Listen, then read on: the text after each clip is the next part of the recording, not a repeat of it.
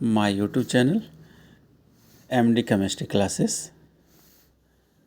Class 10th का ये है विज्ञान 2024 के बोर्ड के लिए। ये मेरा फर्स्ट पेपर है। इस फर्स्ट पेपर में रासायनिक अभिक्रिया एंड समीकरण है। इस चैप्टर का हिंदी मीडियम वाले जो बच्चे हैं उनके लिए, इंग्लिश मीडियम का तो पेपर हम दिए थे, बट हिंदी मीडियम वाले भी बच्चे कहें कि हमको भी क्वेश्चन दिया जाए, हम भी बोर्ड के लिए तैयारी करें। तो मेरा बेटा हिंदी मीडियम वाले जितने भी बच्चे हैं, आप बुरा ना मानिए, इसलिए हम आपके कमेंट के लिए आप लोग कॉल किए तो हम ये वीडियो बना रहे हैं आपके 2024 के बोर्ड के लिए। ये पहला मेरा पेपर है। सबसे पहला पेपर क्वेश्चन आता है, निम्नलिखित पदों का वर्णन कीजिए तथा प्रत्येक का एक एक उदाहरण भी लिखिए। तो एक एक उदाहरण लिखने के लिए हमको क्या करना है, जैसे संक्षारण आ गया और विकृत गंधिता। आप जान रहोगे बाबू, जो संक्षारण होता है वो वायु या जल की उपस्थिति रखते पर जंग लगता है, ठीक है। और दूसरा है विकृत गंधिता। आपके घर में अचार उचार बनता होगा, टेढ़े मेढ़े खाते होंगे, चिप्स खाते होंगे, जिससे धीरे धीरे उसको टेस्ट में, मतलब स्वाद में अवघटित होने लगता है, जिससे इसका स्वाद बदलता है तो इसमें परिवर्तन होता है। उसी को विकृत गंधिका कहते हैं।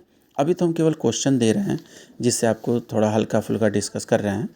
तो अभी हम इसको क्या करेंगे, पूरा डिटेल देंगे। अब आता है हमारा क्या है क्वेश्चन, दूसरा क्वेश्चन है अपघटन अभिक्रिया तथा विस्थापन अभिक्रिया। अपघटन अभिक्रिया तथा विस्थापन अभिक्रिया सब क्या समझते हैं, दो दो उदाहरण। अरे ये देखिए, अपघटन अभिक्रिया और विस्थापन अभिक्रिया, ये बहुत ही अच्छा क्वेश्चन है, ठीक है। हल्का फुल्का अंतर है। फिर उसके बाद तीसरा हमारा क्वेश्चन आता है कि ऊष्माक्षेपी और ऊष्माशोषी अभिक्रिया। अब ये बताइए, ऊष्माक्षेपी और ऊष्माशोषी, घर में खाना बनता होगा, उससे मालूम नहीं चलता होगा कि ऊष्माक्षेपी कौन है, ऊष्माशोषी कौन है, ठीक है। जैसे चावल बनता है तो जब तक ऊष्माशोष या अवशोषित नहीं करेगा तब तक दूसरे में बदल नहीं सके। जैसे चूना पत्थर है, पानी में डाल दीजिए तो पूरा सरफेस गर्म हो जाता है। जैसे हाथ में नमक ले लीजिए, नमक को हाथ में रख करके पानी में डालिए, तो हाथ में रखने पर जब तक अपनी ऊष्मा छेपी नहीं करेगा नमक, तब तक जल में घुलेगा नहीं। चौथा हमारा क्वेश्चन आता है, संतुलित रासायनिक समीकरण क्या है। संतुलित रासायनिक समीकरण 2 या 3 उदाहरण देकर समझाइए। अब ये बताइए कि अगर कहा जाता है कि संतुलित रासायनिक समीकरण, तो संतुलित आप बहुत अच्छे से जानते होंगे, ठीक। संतुलित का मतलब होता है किसी भी रासायनिक समीकरण को हम आसानी से क्या करें, संतुलित करें, ठीक है। संतुलित करने के बाद हम संतुलित का ही 2 पॉइंट याद रखिएगा, थोड़ा सा बता दे रहे हैं। अभी तो मेरा पेपर है, फिर यही सब क्वेश्चन हम बोर्ड पे आपको रिटर्न बताएंगे। जैसे कि कोई भी रासायनिक समीकरण दिया है, उस दोनों तरफ तत्वों की संख्या समान हो। अगर तत्व की संख्या समान नहीं कर पाए तो सभी तत्वों को अभिकारक के तरफ उसका द्रव्यमान संख्या और उत्पाद के तरफ द्रव्यमान संख्या को क्या करिए, लिख लीजिए। अगर दोनों तरफ द्रव्यमान संख्या बराबर है तो हमारा रासायनिक समीकरण क्या होगा, संतुलित हो जाएगा।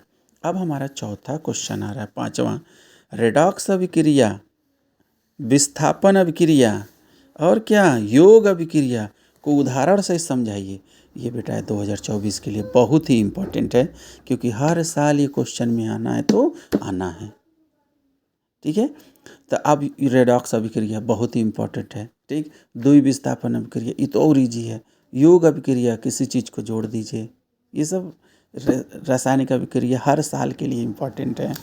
अब आता है हमारा 6वां क्वेश्चन, रासायनिक अभिक्रिया, अपचयन अभिक्रिया और क्या, रेडॉक्स अभिक्रिया को उदाहरण से समझाइए।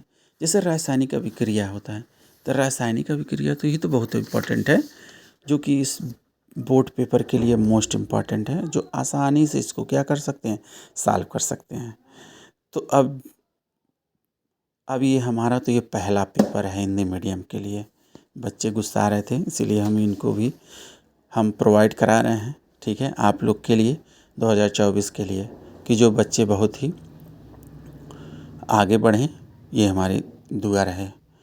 तो प्लीज़ बेटा, हिंदी मीडियम के जितने भी बच्चे हैं, आप लोग ज़्यादा से ज़्यादा सब्सक्राइब कीजिए, बेल आइकन को दबाइए और ग्रुप में शेयर करिए कि मेरा जो यूट्यूब चैनल है एमडी केमिस्ट्री क्लासेस, आप लोग इसको अच्छे से पढ़ें, इसको तैयारी करें।